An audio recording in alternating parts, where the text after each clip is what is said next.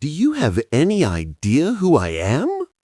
The question was not loud, but it landed on the white tablecloth between them with the force of a slammed door. Daniel Porter looked up from his menu, his brow furrowed in confusion. The woman across from him was stunning, dressed in a simple but clearly expensive navy blue dress, her dark hair pulled back in a severe but elegant knot.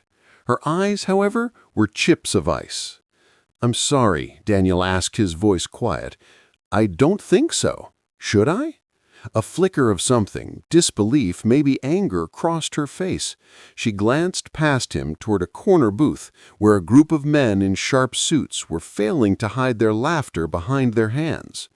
Daniel's stomach tightened. He recognized them. They were the finance guys from the 38th floor, the ones who always walked past his cleaning cart as if it and he were invisible. One of them, a smug executive named Gregory Pike, raised his phone, pretending to check a message.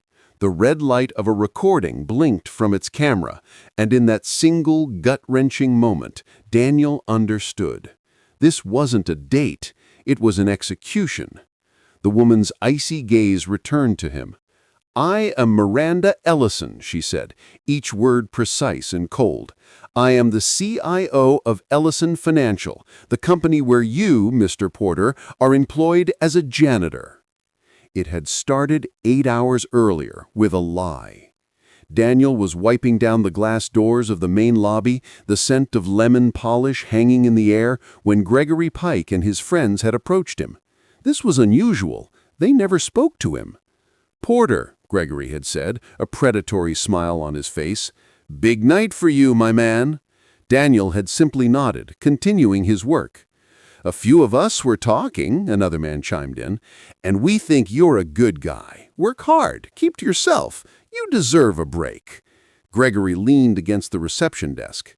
"There's a woman in the accounting department. Sharp, pretty, but shy. She's seen you around, and she's interested. We thought we'd play matchmaker. A little blind date. Our treat." Daniel stopped wiping. He was 34 years old. His life was his 7-year-old daughter, LaTanya, and the quiet, predictable rhythm of his nightly shifts. Dating wasn't just on the back burner. It had been thrown out of the kitchen entirely. "I don't think so," he said politely, "but thank you." "Oh, come on," Gregory pressed, his smile widening. "Don't you get lonely? Langatija, 8 o'clock. Table for 2's already booked. Don't make the lady wait." He'd said no 3 more times, but they were persistent, framing it as a kindness he would be rude to refuse. The seed of an idea, one he hadn't allowed himself to entertain in years, began to sprout. Maybe it wouldn't hurt. When he got home that evening to their tiny apartment, LaTanya was sitting at the kitchen table, meticulously coloring in a picture of a unicorn. She looked up, her bright eyes so much like her mother's that it still made his heart ache. "Daddy, you look nervous," she said with the uncanny perception of a 7-year-old. He managed a small smile. "Some people from work set me up on a meeting with a new friend." LaTanya's face lit up. "A friend? Is she pretty?" "I don't know, sweetie. I haven't met her."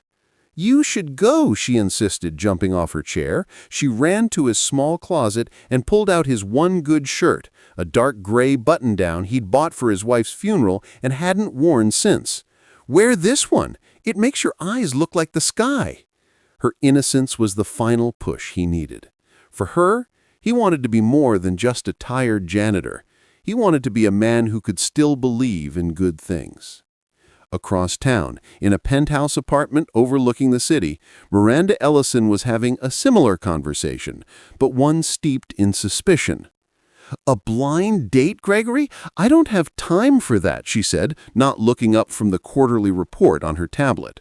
Her 5-year-old daughter, Maya, sat on the floor nearby, arranging blocks into a perfect silent tower.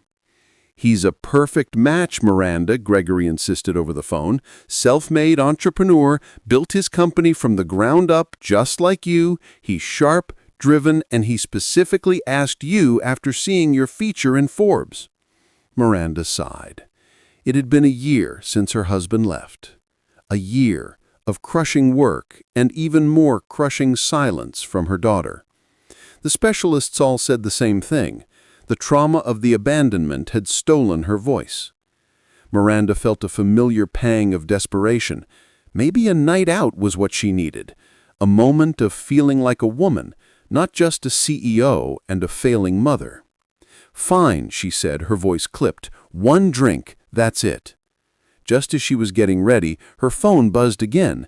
It was the babysitter canceling with a last-minute emergency.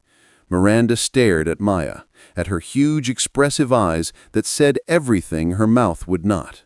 She couldn't leave her, but she also couldn't bear the thought of another night trapped in their silent apartment. She made a decision. She would take Maya with her. It was just one drink, after all. What could possibly go wrong? Back at the restaurant, the world tilted on its axis.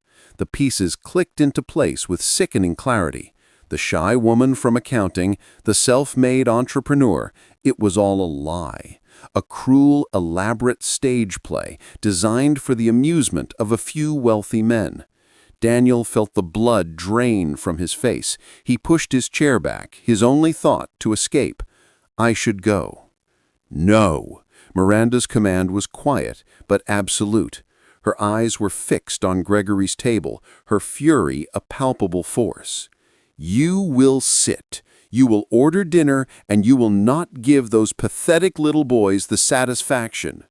Just then, a small figure appeared at Miranda's side. It was her daughter, Maya, who had been sitting at a small table near the entrance with a hostess. With her was another little girl with bright, curious eyes, LaTanya. Daniel's sister had dropped her off, thinking the date would be ending soon. "Mommy, I'm hungry," Maya whispered, but no sound came out. She signed the words with her hands, a gesture so practiced it was heartbreaking. LaTanya, however, didn't seem to notice. She smiled broadly at Maya. "Hi, I'm LaTanya. Your mom is so pretty. My daddy is handsome, right?" Daniel's heart cracked. He looked at Miranda, a CEO he'd only ever seen from afar, and saw not a titan of industry, but a mother with a pain he understood all too well. He slowly pulled his chair back to the table and sat down. The joke wasn't over. It had just begun. The waiter approached their table, a walking picture of forced ignorance. "Good evening. May I start you off with something to drink?" he asked, his eyes carefully avoiding the smirking executives in the corner. Miranda didn't look at him. His gaze was still locked on Gregory Pike's table, a silent promise of retribution. "I'll have a sparkling water and bring 2 Shirley Temples for the young ladies." She turned to Daniel, her voice a low command. "What would you like, Mr. Porter?" The use of his last name was a deliberate wall, a reminder of their positions. He was an employee, she was his boss. This was not a date. "Just water is fine," Daniel murmured, placing his menu on the table. He had no intention of ordering food he couldn't afford, not here, not under these circumstances. LaTanya, oblivious to the storm of adult emotions, swung her legs happily in her chair. "Can I have a cherry, Daddy? Can I have 2? "Of course, sweetie," he said, forcing a warmth into his voice that he didn't feel. The drinks arrived and the silence returned, heavy and suffocating. Daniel could feel the stares from Gregory's table like a physical weight. They were waiting for the explosion, for Miranda to dismiss him with a cutting remark, for him to slink away in shame. But she did nothing of the sort. She sat with perfect posture, a queen on a battlefield, refusing to acknowledge the enemy's presence. It was LaTanya who finally broke the spell. She leaned across the table toward Maya, her voice a conspiratory whisper. "My favorite color is glitter. What's yours?" Maya looked at her, her large, dark eyes full of an intelligence that seemed far older than her 5 years. She opened her mouth as if to speak, a tiny, hopeful gesture, but then her lips pressed together into a firm line. She looked down at her hands in her lap. A flicker of frustration crossed Maya's face. She picked up a fork, her knuckles white, and looked at her mother with a pleading expression. "She likes blue," Miranda said, her voice softer now, the icy edge replaced by a familiar weary sadness. and she wants to know if your dress has pockets." Latanya giggled. "It does." Does for keeping secrets in? She turned back to Maya. "It's okay if you don't want to talk. Sometimes I get shy too." But Daniel saw it wasn't shyness. It was a lock, and somewhere deep inside, Maya was the only one who had the key.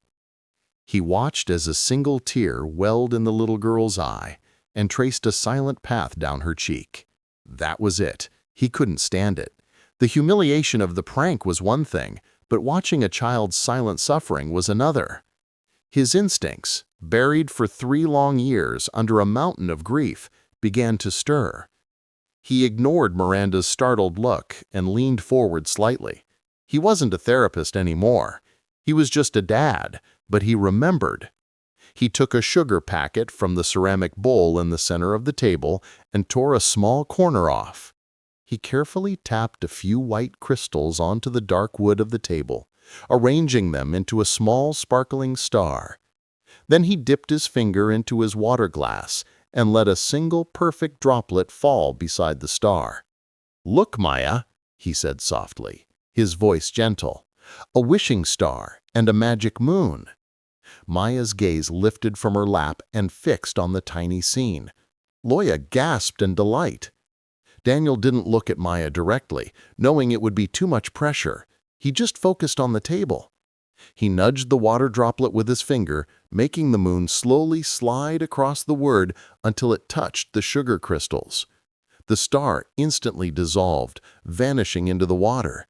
"The moon gave the star a hug," he whispered, "and now the wish is safe inside." He looked up then. Maya's eyes were wide, not with sadness, but with pure, unadulterated wonder. A tiny smile touched the corners of her lips. She looked at him, truly looked at him, and for the first time he saw the little girl behind the silence. Then she looked at the sugar bowl, then back at him, a clear, unspoken question in her eyes. Daniel pushed the bowl slightly toward her. Slowly, hesitantly, her small hand reached out, took a packet, and slid it across the table to him. It was a request, an invitation. Miranda watched the exchange, her hand frozen on her water glass. Her face was pale. She had spent a fortune on the world's leading child psychologists, behavioral therapists, and neurologists. They came with charts and diagnostic tools and theories. They had filled her daughter's life with sterile offices and analytical questions. Not one of them had ever made her smile.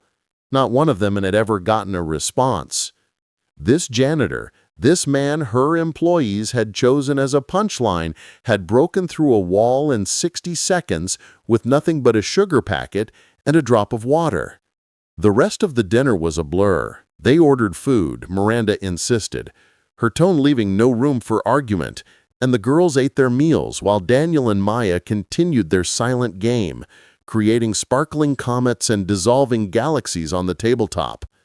The laughter from Gregory's table had long since died, replaced by confused, angry whispers. Their perfect joke had somehow been ruined. As they stood to leave, Miranda met Daniel's eyes. The ice was gone, replaced by something he couldn't decipher, a raw, desperate intensity.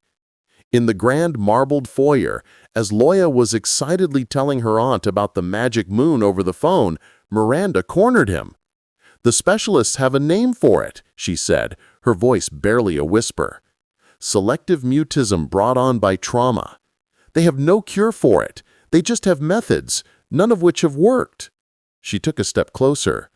"I have paid world-renowned doctors millions of dollars to do what you just did with a drop of water.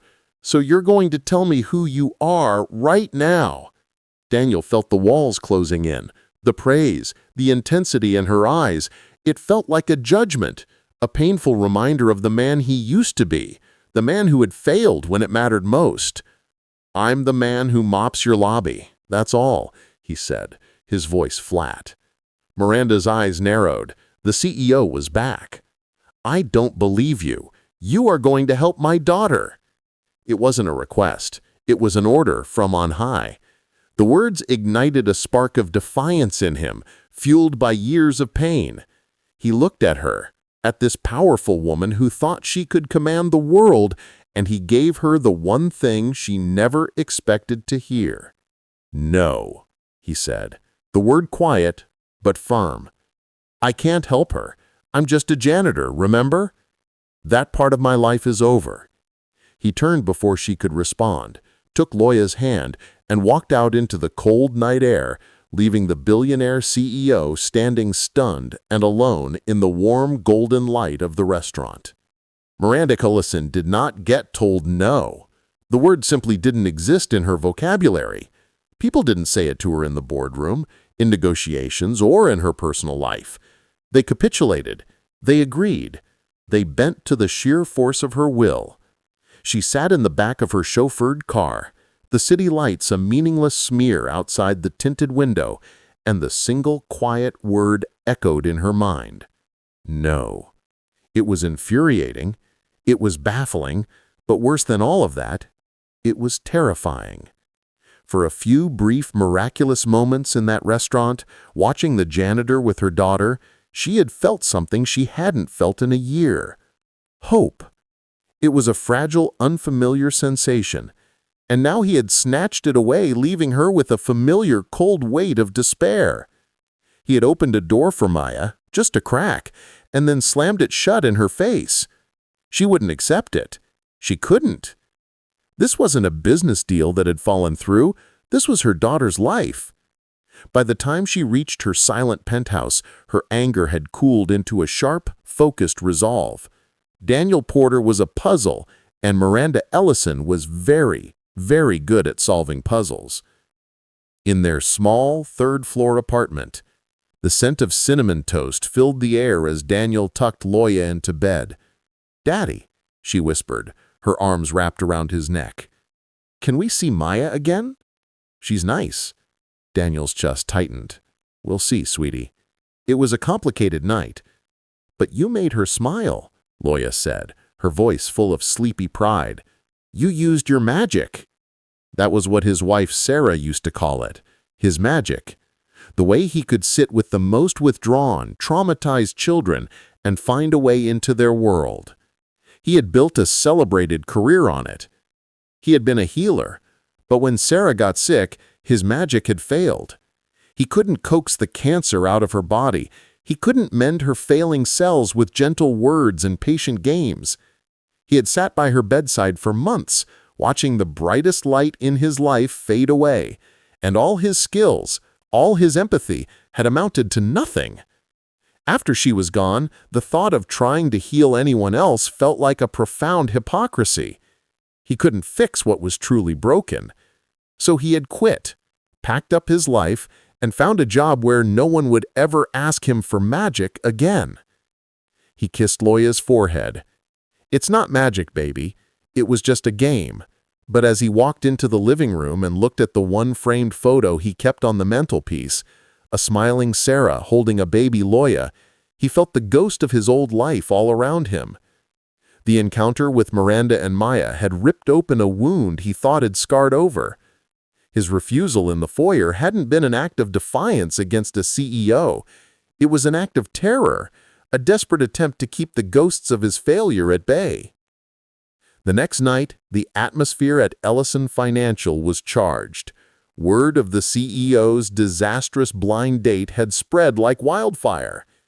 Daniel kept his head down, pushing his cart through the pristine, empty hallways, the squeak of his rubber wheels the only sound. He felt hundreds of eyes on him, even from behind closed office doors. As he passed Gregory Pike's office, the door opened. Gregory leaned against the frame, a mocking smirk on his face. "Well, well, well, look what the cat dragged in. Heard you had a big night, Porter. Hobnobbing with the elite. How does it feel to be back in the gutter where you belong?" Daniel just kept pushing his cart, his jaw tight. "Excuse me, Mr. Pike. I have to clean this floor." Gregory's smirk faltered. He had expected Daniel to be ashamed, broken. He didn't understand why Miranda hadn't fired him on the spot. The joke hadn't played out right, and it was making him nervous. An hour later, Daniel was on the 48th floor, the executive wing. It was always silent up here, like a museum. He was wiping down the vast mahogany conference table when the door clicked shut behind him. He turned. Miranda Ellison stood there, her arms crossed. She had changed out of her severe business suit and into simple black trousers and a soft gray sweater. Without the armor of her office, she looked younger and infinitely more tired. "I pulled your personnel file," she said, her voice devoid of its earlier anger. "It was flat, analytical. It's a ghost. Custodial work for the last 3 years. Before that, a warehouse in Ohio. Before that, nothing. It's a carefully constructed history of a man who wants to be invisible." Daniel went back to polishing the table. "It's my history." "I don't care about your history," she said, walking slowly toward him. "I care about my daughter. She hasn't smiled in a year, Mr. Porter. A year. And tonight when I put her to bed, she got a sugar packet from the kitchen in a glass of water, and she played your game. She played it for an hour by herself. She was happy." He stopped working, but didn't look at her. He couldn't. "I will pay you," she said, getting to the point. "Name a price. Whatever it is, I'll pay it. A consultant's fee. I'll sign a contract right now. You can work with her an hour a day. You'll make more in a week than you make here in a year." This was her world, a world where everything, even hope, had a price tag. Daniel finally turned to face her. The look in his eyes made her take an involuntary step back. It was a profound, bottomless grief. "You think this is about money?" he asked, his voice cracking with a pain he had suppressed for years. "You think you can write a check and fix my past? The last time I poured my soul into trying to heal someone I loved, I held her hand while she died." He picked up his spray bottle, his knuckles white. "I am not a healer. I am a janitor, and your money can't buy a miracle." He pushed his cart past her and walked out of the conference room, leaving Miranda alone in the echoing silence, the smell of lemon polish in the air, her checkbook utterly useless. The fluorescent lights of the 38th floor hummed, casting a sterile glow on the polished floors. Daniel worked with a grim, rhythmic efficiency, his mind 1,000 miles away. His confrontation with Miranda Ellison had left him raw, exposed. He felt like a ghost, haunting the halls of a life that wasn't his, and she had seen him. His shift was nearly over. In 20 minutes, he would be on the bus, heading home to kiss his sleeping daughter's forehead. He was emptying the last trash can in the finance department's break room when he heard a crash from the kitchen area, followed by a string of curses. Gregory Pike stumbled out, his tie askew. "Porter," he snapped, his voice slurring slightly. "There's a situation in there." Daniel looked past him. A massive glass jar of gourmet coffee beans had shattered on the floor. Worse, a full industrial-sized bottle of sticky dark brown caramel syrup, the kind used for fancy lattes, had been knocked over with it. The thick, viscous liquid was slowly spreading across the white tile in a 5-foot puddle, mingling with the shards of glass and thousands of coffee beans. It was a deliberate, malicious mess. "My apologies, Mr. Pike," Gregory slurred, not sounding apologetic at all. "Clumsy of me. You'll handle that, won't you? See you in the morning." He clapped a hand on Daniel's shoulder and staggered off toward the elevators. Daniel stared at the disaster. It was a 2-hour job at least. He wouldn't be home until after midnight. He wouldn't be able to check on LaToya. A hot, bitter anger rose in his chest, an emotion he hadn't allowed himself to feel in years. This wasn't a random accident. It was a message. Gregory was marking his territory, reminding Daniel of his place. He was just the man who cleaned up the messes. Miranda spent the next 2 days executing a strategy. If Daniel Porter wouldn't respond to power or money, she would have to find a different point of leverage. She tasked her discreet personal assistant with a simple research project: find out everything the janitor, Daniel Porter, did when he wasn't at work. The request felt like a violation, but she justified it with a single repeating thought: It's for Maya. The report that came back was short and painfully simple. He worked. He took his daughter to school. On Saturdays from 10 until noon, they went to the public library. And on Sundays, if the weather was nice, they spent the afternoon at Northwood Park. There was a carousel there that his daughter loved. On Sunday, the sun was bright and the air was crisp. Miranda dressed herself and Maya in jeans and simple sweaters, clothes they hadn't worn in years. She felt like an imposter as her driver pulled up to the curb of the public park, a place filled with the sounds of normal, everyday joy. She found them easily. Daniel was sitting on a bench, a worn paperback in his hands, watching LaToya as she spun on the merry-go-round, her laughter pealing through the air. He looked different in the sunlight, softer. The harsh lines of exhaustion on his face were smoothed away, replaced by a quiet, paternal focus. He looked like a man at peace. Miranda took a deep breath and led Maya toward the playground. She didn't approach him directly. Instead, she sat on a bench on the opposite side of the carousel, her heart pounding like a corporate raider on the verge of a hostile takeover. Maya stood beside her, clutching her mother's hand, watching the other children with a familiar, heartbreaking longing. Maya spotted them first. When the carousel slowed to a stop, she jumped off and ran over, her pigtails flying. "Maya," she said, her voice full of genuine delight, "you came to the park." Maya gave a small, hesitant wave. "Do you want to go on the swings?" LaToya grabbed Mia's free hand. "Daddy pushes me so high I can almost touch a cloud." Maya looked up at her mother, her eyes wide with a silent plea. Miranda nodded, her throat tight. "Go on, sweetie, go play." She watched as LaToya led her daughter toward the swings. Daniel had looked up now, his book forgotten.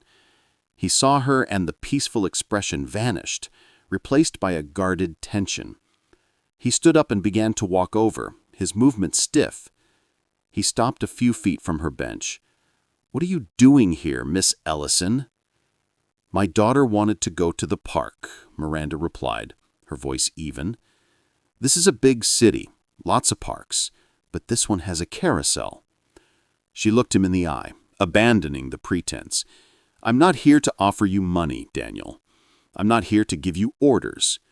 She gestured toward the swings where LaToya was chattering away while Maya sat motionless, watching. "I'm here because my daughter is trapped inside herself. And you, for some reason I don't understand, have a key. I saw it. She saw it. She hasn't stopped looking for sugar packets since that night." Daniel's gaze softened as he looked at the two girls. He saw his own daughter so full of light and laughter, and he saw Maya, a mirror image in so many ways, but trapped in the shadows. "I told you," he said, his voice low, almost pleading, "I can't." Miranda stood up, her composure finally cracking. The desperation she felt every single day broke through her carefully constructed walls. "Why?" "Because you're afraid. So am I. I'm terrified. I'm terrified that I'll never hear her voice again, that she'll grow up in a world where she can't say, 'I love you,' or 'I'm scared,' or even just her own name." She took a step closer, her voice dropping to a whisper, raw with a mother's pain. "I don't know what happened to you. I don't know what broke you, but my little girl doesn't deserve to pay the price for it." She looked over at Maya again, then back at him, her eyes shining with unshed tears. "Please," she whispered, the word stripped of all authority, all power. It was just a plea. "Don't do it for me. Do it for her." Daniel followed her gaze. He saw his own daughter, so full of light and laughter, and he saw Maya, a mirror image in so many ways, but trapped in the shadows. For 3 years he had built a fortress around his heart, its walls made of grief and cemented with the conviction that he was broken beyond repair. But a 5-year-old girl's silent plea was a force more powerful than any defense he had ever constructed. The walls came down. He finally let out a long, shuddering breath. the breath he felt like he'd been holding since the day his wife died. "Okay," he said, the word quiet, fragile. Miranda's posture sagged with relief, a puppet whose strings had just been cut. "Thank you, I'll pay you. Of course, we can draw up a contract." "No," Daniel interrupted, his voice firm again, but for a different reason. He was no longer pushing her away. He was setting the terms of his surrender. No contract, no money, and nobody at the office can ever know. Nobody. Miranda stared at him, confused by his refusal of payment. "But your time. This isn't a job," he stated, his eyes locking onto hers. "If I do this, it's not as a professional. I'm not who I used to be. And there's one more condition." He hesitated, the words tasting like ash. "If I feel like I can't help her, if I'm not making a difference, I stop immediately, no questions asked." It was his escape clause, the emergency exit he needed to even consider stepping back into that world. Miranda saw the raw fear in his eyes and finally truly understood the depth of his wounds. This wasn't arrogance or stubbornness. It was survival. "Agreed," she said, her voice soft, with the sincerity he had not heard from her before. "All of your conditions. Thank you, Daniel." 2 nights later, Daniel stood awkwardly in the marble entryway of Miranda Ellison's penthouse. The place was vast, minimalist, and silent. It felt less like a home and more like a modern art museum. It was a world of clean lines and cold surfaces, and he felt entirely out of place in his simple work jeans and a faded hoodie. Miranda led him into a large open-plan living room. Maya was sitting on a plush white rug surrounded by a mountain of expensive-looking educational toys, none of which she was touching. She looked up when Daniel entered, her expression wary. "We can work in here," Miranda said, her voice a little too bright. A hostess trying to smooth over a tense dinner party. "I'll be in the kitchen if you need anything at all. Just let me know." Daniel nodded, his heart starting to pound. The self-doubt was a physical roar in his ears. "What are you doing here? You can't do this anymore. You're going to fail her." He knelt down on the rug a few feet from Maya, careful not to enter her space too quickly. He didn't look at the toys. He didn't look at her. He just sat, letting the silence settle. From the corner of his eye, he could see Miranda hovering near the kitchen island, wringing her hands, her anxiety radiating across the room. He knew that as long as she was there, radiating that desperate need for a miracle, Maya would never feel safe enough to emerge. He finally looked at Miranda.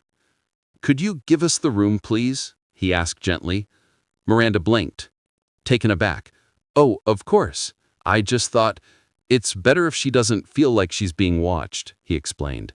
"Her silence is a shield. She won't lower it if she feels like she's being tested." It was the first time he had spoken with the calm authority of his old self. Miranda, accustomed to being in charge of every situation, found herself nodding meekly. She retreated to her home office down the hall, leaving the door open just a crack. For 20 minutes, Daniel did nothing but breathe. He sat on the floor and simply existed in the same space as Maya. He didn't try to talk. He didn't try to play. He was letting her know that he demanded nothing from her.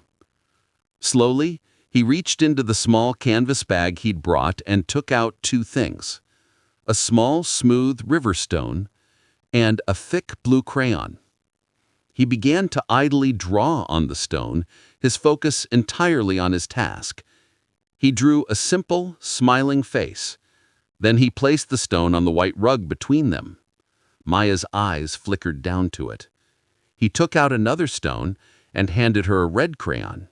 He said nothing. He just went back to drawing on another stone, this time a lopsided star. For a long time, she just watched. Then, with painstaking slowness, her little hand reached out and picked up the red crayon. She didn't draw on the stone. Instead, she began to draw on the back of his hand. It was a single, wavering red line, a connection. Daniel didn't flinch. He let her finish, his own hand perfectly still. It was the smallest of breakthroughs, a silent conversation in a language of color and trust. Meanwhile, in a sleek downtown bar, Gregory Pike was planting a seed. He was having drinks with the senior board member, a man named Wallace. "I'm just worried about her, you know," Gregory said, swirling the amber liquid in his glass. "I mean, with the company janitor. It just shows a shocking lack of judgment. I hope everything's all right at home." He let the words hang in the air, a poisonous insinuation dressed up as concern. Wallace, a man who valued stability above all else, looked thoughtful. The seed was planted. When the hour was up, Daniel stood to leave Miranda's penthouse. He felt as though he'd run a marathon. "How'd it go?" Miranda asked, rushing out of her office the moment he heard him move. "It went fine," he said, not offering details. "We're just getting to know each other." After he left, Miranda walked back to the white rug.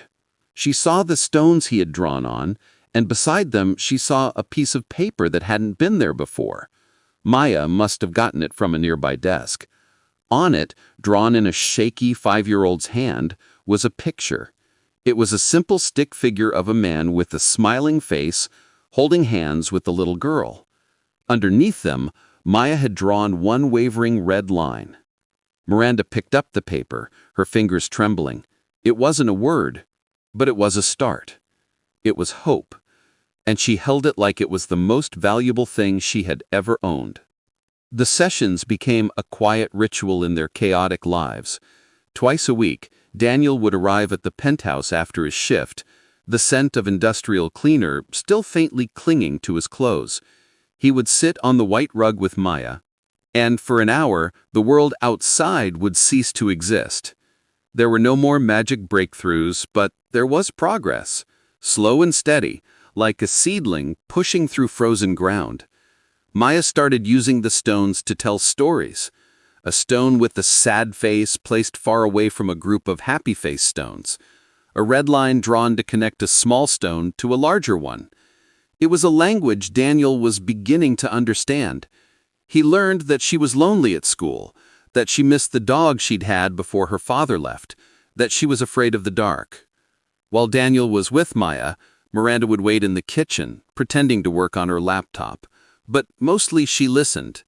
She didn't listen for a word. Not anymore. She listened to the quality of the silence. Before Daniel, the silence in her home was a heavy, suffocating blanket of absence. Now, the silence in the living room was different. It was active, communicative. It was filled with trust. Their own conversation started tentatively in the moments before and after the sessions. "She seems to like drawing houses," Daniel commented one evening as he was packing his bag, "always with one window and one person looking out." Miranda leaned against the doorframe, a mug of tea warming her hands. That was her father's studio. He was an artist. She used to sit and watch him paint for hours. It was the first time she had mentioned her ex-husband without a bitter edge to her voice. Another night, Daniel was a few minutes late. "Sorry," he said, looking exhausted.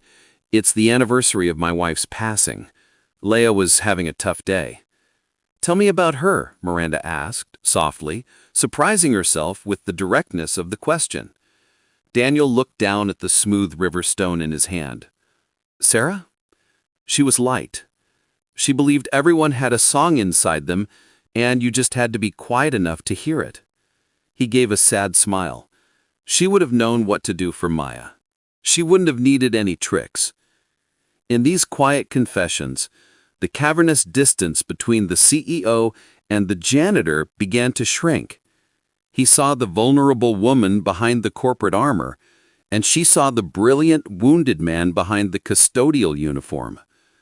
They were just two single parents, trying to navigate an ocean of grief and build a safe harbor for their children. It was a fragile, unspoken friendship, a bond forged in the silence of a little girl's room. Gregory Pike was not a man who enjoyed feeling powerless. He saw the subtle shift in the CEO's demeanor, a new lightness in her step that hadn't been there before. He saw the way she would sometimes dismiss her driver and leave the building on foot, heading in the direction of the janitor's shabby neighborhood. He didn't know what was happening, but he knew it involved Porter, and it was a threat. It was time to remove the piece from the board permanently. His plan was simple and cruel. He waited for a night when he knew his senior partner, Mr. Abernathy, was working late. Abernathy was notoriously fussy about his belongings, especially the antique gold fountain pen he kept on his desk, a family heirloom worth thousands. While Daniel was cleaning on another floor, Gregory slipped into Abernathy's office and pocketed the pen. However, not wanting to get his own hands dirty, he enlisted his subordinate, Peterson, to handle the final crucial step.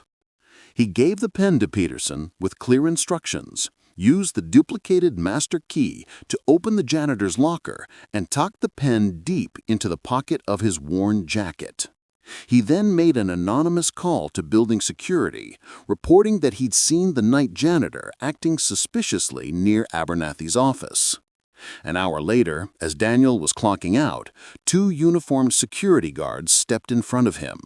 The lead guard, a burly man named Henderson, who usually gave him a friendly nod, had a grim expression on his face. "Mr. Porter," Henderson said, his voice officially cold, "we need you to come with us." "What's this about?" Daniel asked, his heart beginning to thump against his ribs. "We've had a report of a theft on the executive floor. A valuable item has gone missing from Mr. Abernathy's office. We're required to search the staff who are on duty." Daniel felt a chill creep up his spine. This was wrong. This was a setup. A theft? I didn't see anything. "Just company policy, Daniel," the second guard said, a little more sympathetically. "Let's just get this over with. Can we check your bag in your locker?" They led him back to the custodial closet. Daniel opened his locker, his hands steady despite the frantic beating of his heart.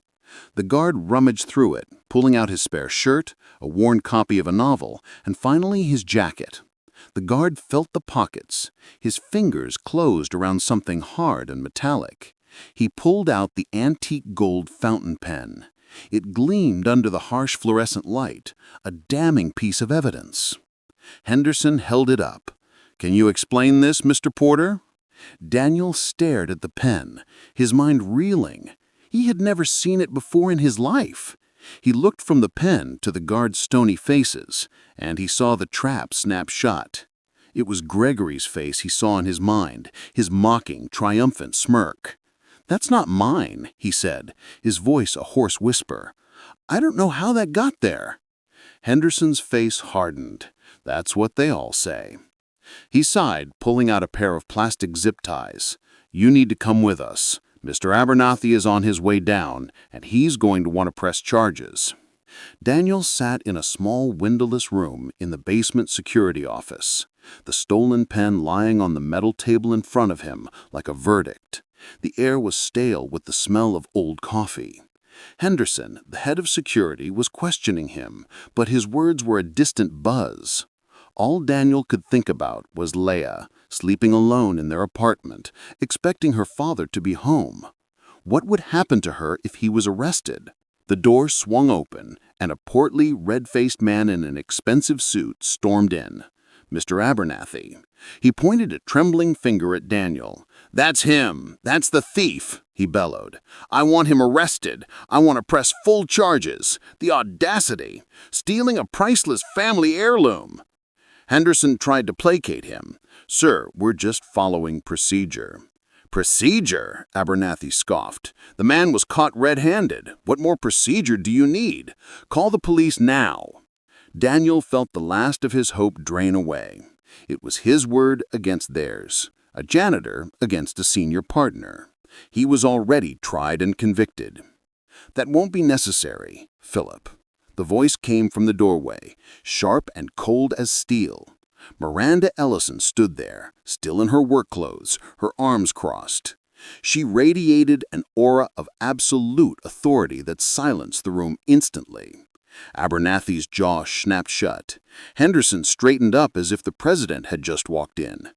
"Miranda," Abernathy stammered, "this is a security matter. This man is my employee." She cut him off, her eyes fixed on Daniel.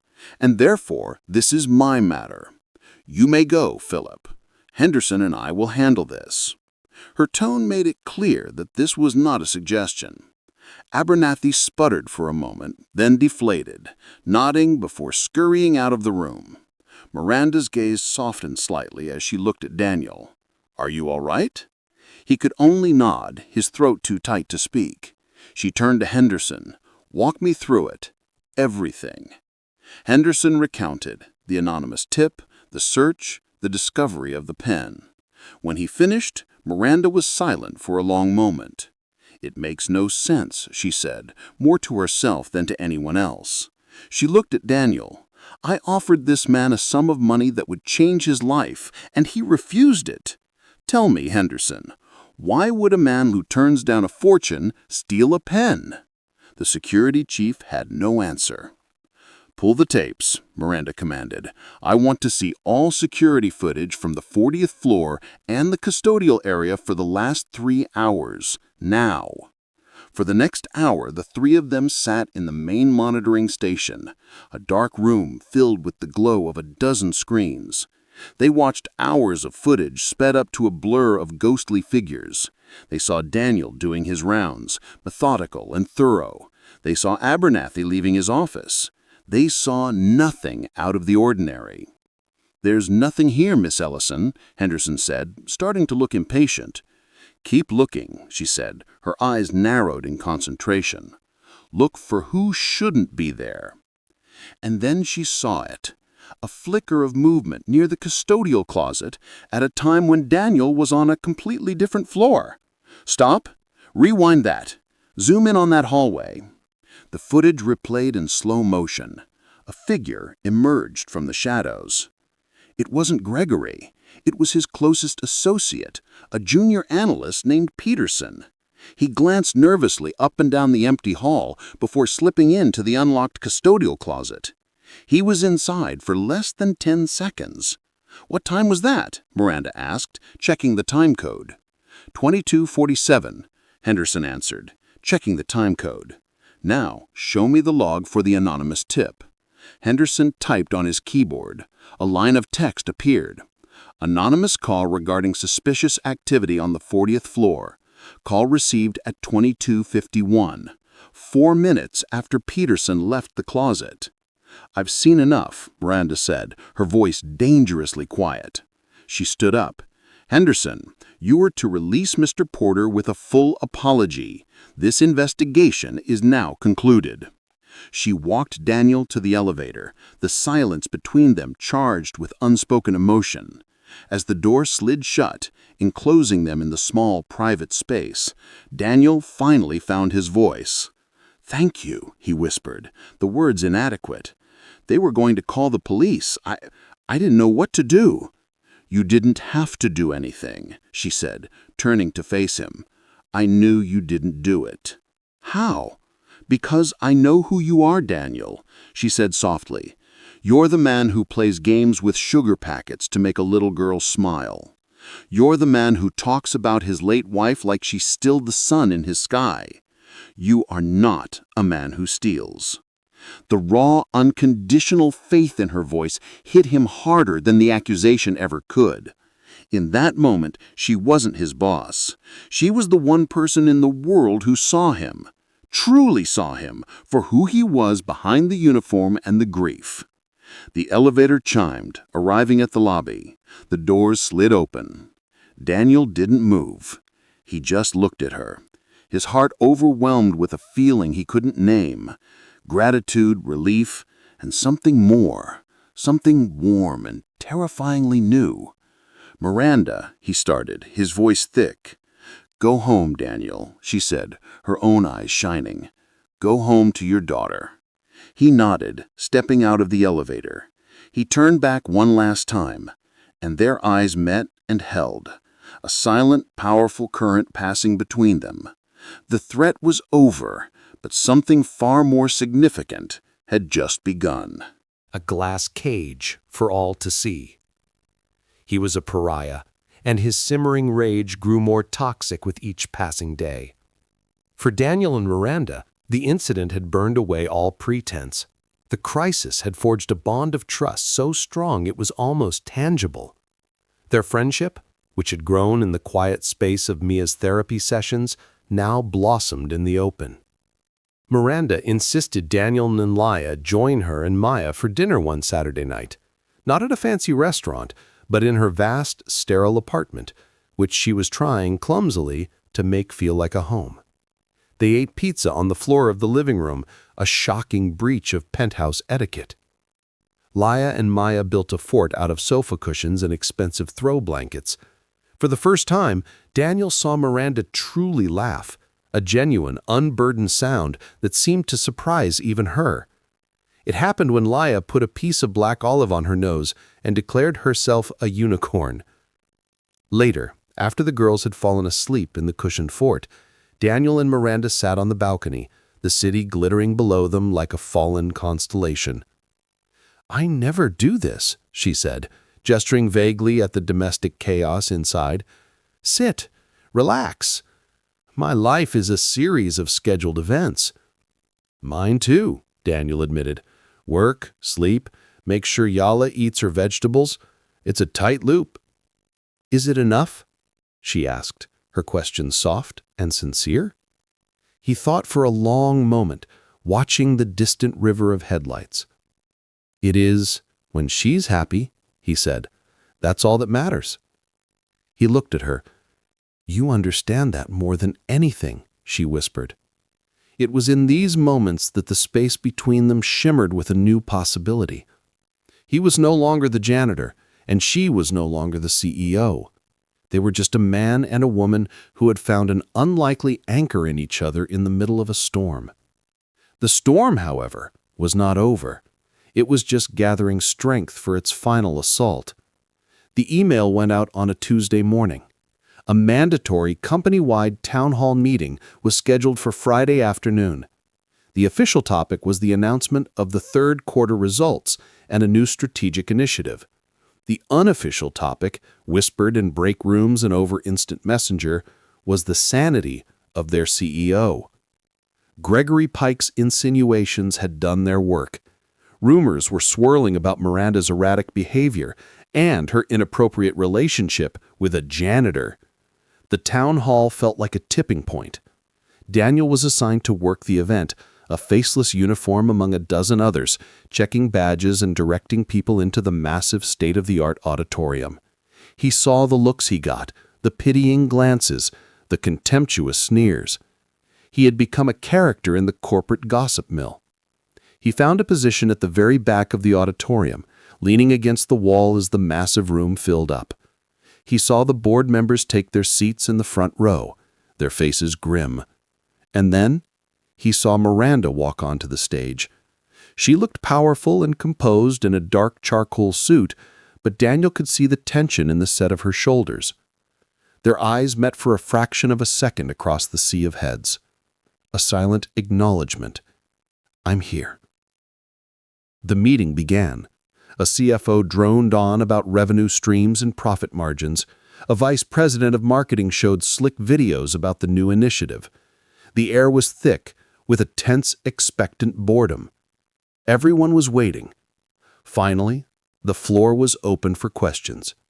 A few predictable softballs were asked and answered. Then Daniel saw him, Gregory Pike, striding confidently to the microphone in the center aisle. He looked directly at Miranda, his expression a mask of false sincerity. "Miranda, thank you for your leadership," he began, his voice smooth and amplified throughout the auditorium.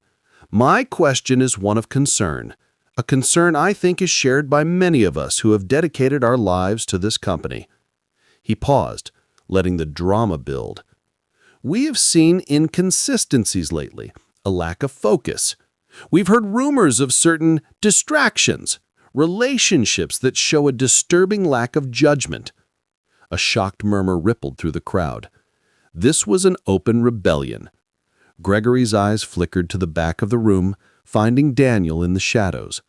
His lips curled into a barely concealed sneer. He turned his attention back to Miranda, his expression a mask of false sincerity. So my question is this: how can we, the employees and shareholders, have confidence in our company's future when our CEO is demonstrating such poor judgment and mingling with the service staff? The words hit like a physical blow. The murmuring stopped. A dead, shocking silence fell over the auditorium. Every single eye, hundreds of them, swung from Gregory to Miranda, who stood alone at the podium in the harsh glare of the stage lights. The board members stared straight ahead, refusing to look at her. Daniel felt the blood drain from his face, his fists clenched at his sides, helpless. Miranda stood motionless for a long, deafening moment, her face a pale, unreadable mask.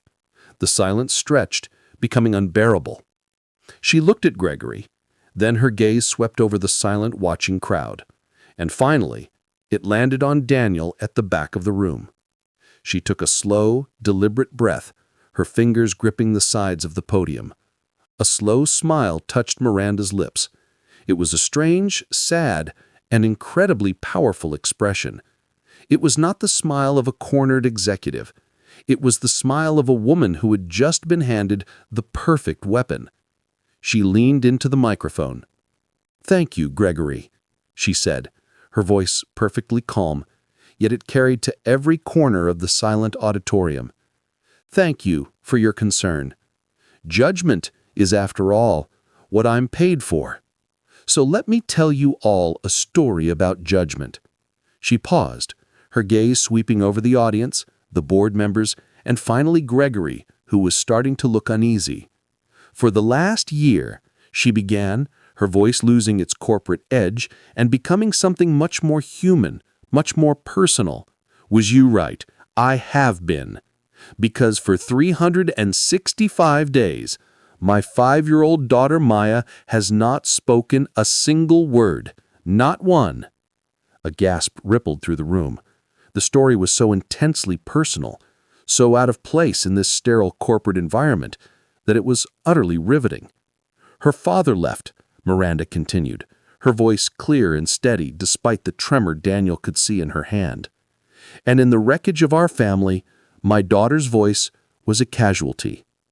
I judged the situation. I threw money at it. I hired the best specialists in the world. They came with their PhDs and their theories. They judged my daughter to be a clinical case of selective mutism. They poked and they prodded and they tested, and all they did was make the silence deeper." She looked directly at Gregory. "Then a few weeks ago, some of my employees, in a spectacular error of judgment, decided it would be funny to set me up on a blind date with the company janitor." The second gasp was louder, sharper. Gregory Pike's face went white. "It was a cruel, humiliating joke," Miranda said, her voice ringing with cold truth. "And the man who it was the target had every right to walk away. But he didn't. He stayed and he watched my daughter, who was with me, and he saw not a clinical case, but a lonely little girl." She turned her gaze to the back of the room, finding Daniel in the shadows. He didn't have a PhD. He didn't have a theory. He had a sugar packet. And with that sugar packet, he made my daughter smile for the first time in a year. The room was utterly still. No one coughed, no one moved. "I learned that this janitor, this man so many of you have judged as invisible, was once of the most respected pediatric speech therapists in the country, a man who healed children with his gift. But he judged himself more harshly than anyone. After he lost his wife to cancer, he believed his gift was gone, so he hid himself away where no one would ever ask him for help again. He judged himself to be broken." Tears were now openly streaming down the faces of men and women in the audience. Board members were staring at their hands, ashamed. Miranda's voice softened, but it was filled with a powerful, raw emotion. "For weeks, this janitor, this man so many of you have judged as invisible, has been meeting with my daughter in secret. For no money, for no recognition. He asked for nothing. He has been patiently, kindly, showing her a way out of the silence. worth by the title on their business card. She took a deep, shaky breath, her eyes shining. She was no longer a CEO addressing her company. She was a mother, sharing a miracle. "So to answer your question about my judgment, Gregory," she said, her voice breaking with emotion. "This morning, because of that man's kindness, my daughter spoke her first word in a year. She looked at me and she said, 'Mommy.'" A collective sob went through the auditorium. The silence was broken, replaced by a wave of overwhelming emotion. Then one person began to clap, then another. Within seconds, the entire room was on its feet, the applause thundering, a roar of support, of empathy, of release. It wasn't for the CEO. It was for the mother. Gregory Pike stood frozen in the aisle, his face a mask of horror. His public execution had become his own. 2 security guards quietly appeared at his side and escorted him out of the auditorium without a word. Through the blur of his own tears, Daniel watched as Miranda stood at the podium, letting the applause wash over her. When it finally subsided, she made one last announcement. Effective immediately, Ellison Financial is creating a new charitable foundation, the Maya's Voice Foundation, dedicated to providing free therapeutic services for children who have experienced trauma. Her eyes found Daniel's again, a clear, unwavering promise in them, and I have already found the perfect person to run it. Later, after the chaos had died down, she found him in the now empty lobby. The old sun-setting sun cast long shadows across the marble floor. "So," she said, a small, tired smile on her face, "Director of the foundation, the job is yours." "If you want it, Miranda," he said, his voice thick with emotion. "After everything you said, You don't have to say anything," she interrupted softly. She stepped closer, closing the final inches of space between them. "You healed my daughter, Daniel, but I think maybe you healed yourself a little bit too." "You healed me," he whispered, realizing it was true. Her faith in him had been the one thing he couldn't give himself. She reached up and gently touched his face, her thumb brushing away a tear he hadn't realized was there. "The joke's on them, isn't it?" she murmured. "They tried to set up the janitor with the CEO." "And what happened?" he asked, his heart pounding. Her smile was luminous. "The janitor saved the CEO and her daughter." He leaned in, and she met him halfway. Their first kiss was soft, hesitant, a question and an answer all in one. It was not the end of a corporate drama. It was the beginning of a love story built not on a cruel joke, but on a foundation of kindness, trust, and unwavering faith.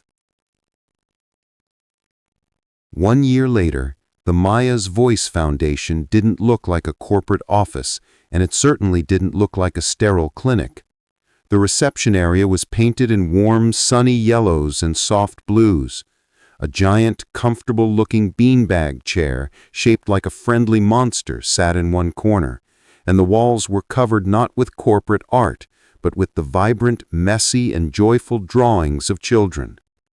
In a quiet room filled with sunlight, Daniel Porter sat on a small stool, his back to the door. Across from him, a little boy with wide, fearful eyes sat on the floor, his arms wrapped around his knees. The boy hadn't spoken since witnessing a traumatic car accident 2 months earlier. Daniel didn't speak either. He simply took a lump of soft blue clay and began to roll it in his hands. He molded it into a long, snake-like shape, then flattened it. He rolled it into a ball, then poked a hole in it. For 10 minutes, the only sound in the room was the soft squish of the clay. Finally, the little boy pointed at the clay. It was the first gesture he had made all session. Daniel looked at him and smiled, then broke off a piece of the clay and held it out. The boy hesitated for a moment, then his small hand darted out and took it. It was a start. Daniel was no longer just a healer. He was a sower of seeds, patiently tending to the quiet, fragile gardens of children's minds. He had found his purpose again, not in the celebrated career he had lost, but in the quiet, anonymous work of mending what was broken, one child at a time. He left the foundation promptly at 5 o'clock. The old Daniel would have worked until he collapsed, but the new Daniel had a much more important meeting to get to. He drove not to his old cramped apartment, but to a comfortable house in a quiet, tree-lined suburb, a house with a yard and a swing set. He walked into the sound of giggles. He followed the sound to the living room where he found Miranda on the floor, her hair down, her sleeves rolled up, building an elaborate Lego castle with Leah and Maya. "The dragon is attacking!" Maya shrieked with laughter, flying a red Lego creation through the air. "Princess Leia, you have to save us!" "Never fear," Leia announced dramatically. "My magical knight will protect the castle." She grabbed a lopsided Lego figure and held it up. Miranda looked up at Daniel, her face glowing with a relaxed, easy happiness that she now saw every day. She was still the brilliant, powerful CEO from 9 to 5, but here she was just mom. She had learned to build firewalls not just for her company's data, but for her family's time. She had discovered that the most valuable asset she had was not her stock portfolio, but a Saturday morning with no scheduled events. "Your magical night has arrived," Daniel said, leaning down to kiss her. "Daddy!" Leia and Maya shouted in unison, abandoning the castle to wrap their arms around his legs. He scooped them both up, one in each arm, marveling at the simple, perfect weight of his life. He had a home. He had a purpose. He had a family. The ghosts of his past were finally quiet. A few weeks later, on a warm autumn afternoon, they got married. There was no grand ballroom, no press, no guest list of 100 names. Their wedding took place in the backyard of their new home, under the sprawling branches of an old oak tree. The only guests were their daughters. Leia, the maid of honor, held a small bouquet of wildflowers she had picked herself. Maya, the ring-bearer, clutched a small satin pillow with 2 simple bands resting on it. She had not stopped talking for the past year, her voice a constant bubbling stream of joy that was the daily soundtrack of their lives. Daniel stood opposite Miranda, his hands holding hers. She wore a simple, elegant cream-colored dress, her hair adorned with a single white rose. "I once told you," he began, his voice thick with emotion. "I wasn't a healer. I was wrong. You healed me, Miranda. You saw me when I was invisible, and you reminded me who I was meant to be. I love you." Miranda's eyes shone with tears. "And I once thought strength was about being untouchable, about never needing anyone," she said, her voice a soft whisper. "You taught me that true strength is about being vulnerable enough to let someone in. You and your daughter walked into my life on the cruelest of nights and turned it into the most beautiful gift. I love you, Daniel Porter." When they kissed, the girls cheered, throwing wildflower petals into the air. Later that evening, the 4 of them sat on a blanket in the yard, watching the first stars appear. Leia and Maya were nestled between them, sleepy and content. "You know," Miranda murmured, leaning her head on Daniel's shoulder, "it's funny, Gregory Pike tried to orchestrate the most humiliating night of our lives." Daniel smiled, looking up at the vast, peaceful sky. He thought of the cold restaurant, the mocking laughter, the crushing weight of shame. It all felt like a story that happened to someone else in another lifetime. "And what happened?" he asked, the familiar happy refrain. Her smile was luminous. "He introduced me to my husband." And that's a wrap on this story. But you know, the conversation doesn't have to end here. Let us know down below what part of the world this reached today, and maybe one word that says how it made you feel. It's incredible to think we're creating this sort of map of emotions together. What we're trying to do here is build a home for stories that actually matter. Stories about getting back up, about forgiveness, and that quiet kind of strength. If you want to help us build it, a subscription and a simple like goes a very long way. It tells the world that these stories are wanted, and it helps them travel to places we could never reach alone. I'm just so grateful you chose to spend your time here, and until we meet in another tale, try to be the kindness you want to see.